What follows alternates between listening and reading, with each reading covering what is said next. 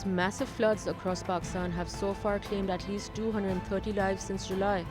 The government on Tuesday decided to launch an international appeal seeking funds for relief and rehabilitation of flood-hit people and restoration of damaged infrastructure. This decision was taken during an urgent briefing on the flood emergency in Pakistan by the National Disaster Management Authority. The NDMA was summoned to reassess the damage done by floods and to apprise the development partners and donors of the magnitude of the crisis.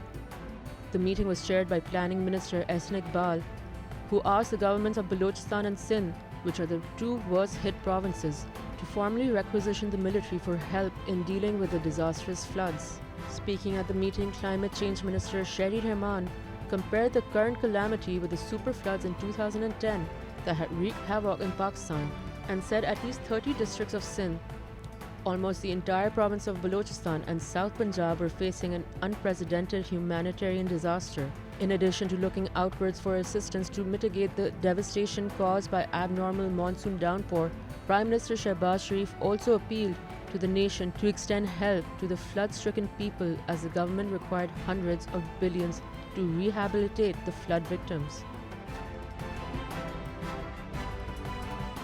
The Pakistan Meteorological Department has predicted another spell of rain with isolated heavy falls in several parts of the country during the current week. However, the monsoon activity is likely to subside from the weekend.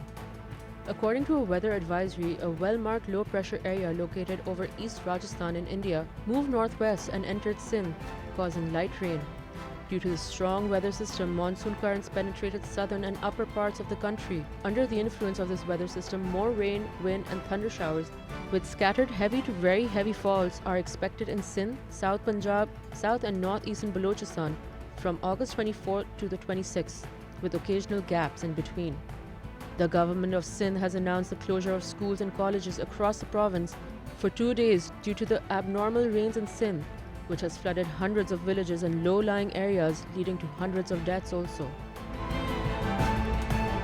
The political turmoil in Pakistan echoed far away in the United States as well, where the UN chief urged Islamabad to keep the legal process impartial, while the State Department underlined the need to follow democratic, constitutional and legal principles.